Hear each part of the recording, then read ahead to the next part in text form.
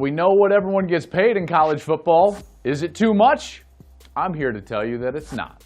So Dabo Swinney is now the top paid coach in college football, just over $9 million. And yes, some of those salaries are, shall we say, obscene. But are they too much? I would actually argue that they're not. Let's go into it real quick.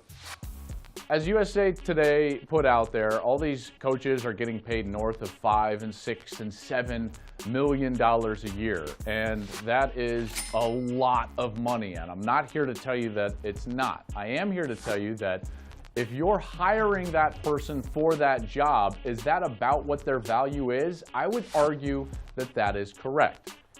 Let me explain. I'm going to use TCU as an example.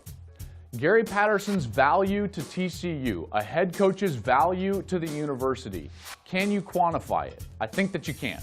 Let's take the year 2000. Go back all the way to 2000. It's the year before Gary Patterson is going to be the full-time head coach at TCU. They were in the WAC, okay, first and foremost. They had an endowment less than $1 billion. But here's the big point.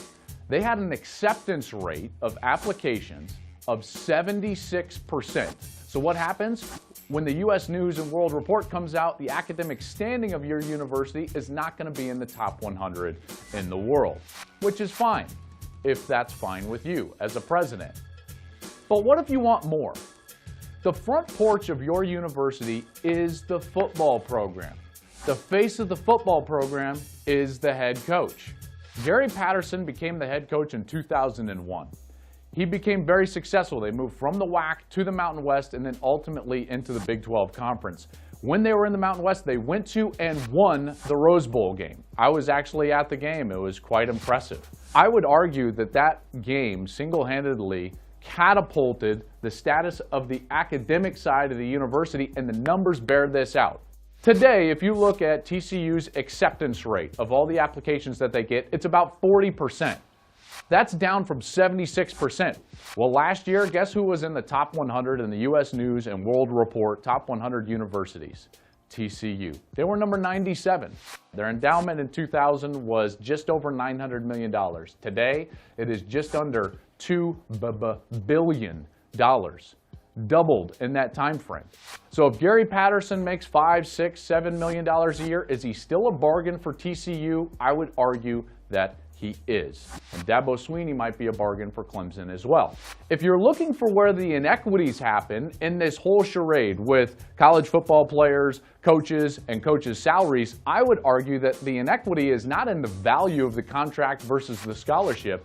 It's actually in the makeup of the two contracts. Remember, this contract for a coach, he can leave it at any point with some sort of buyout penalty. That buyout is generally lower than what the school's buyout would be if the school wanted to fire that coach without cause. A lot of these contracts are fully guaranteed. People will argue that you could take half or 40% of what Dabo Swinney makes, pay him $5 million a year, take the little over $4.3 million left in the margin of that contract, and you could pay every player on his team, or 105 players on his team, $39,000 a year for every year that Clemson signed Dabo Swinney to. And that's absolutely correct. You could do that. But why would you do that and turn players into employees when now you'll be subject to Title IX regulation?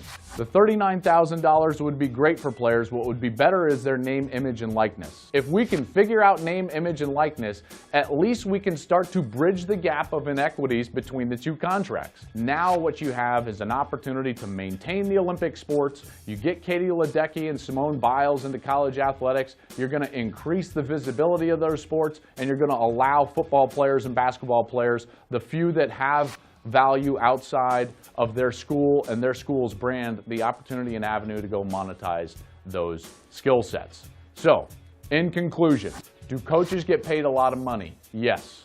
Are they worth it? Many times over, yes, they are. Just ask university presidents, just ask TCU as it relates to their endowment. Hey, thanks for watching. If you enjoy that clip, make sure you click subscribe somewhere down here.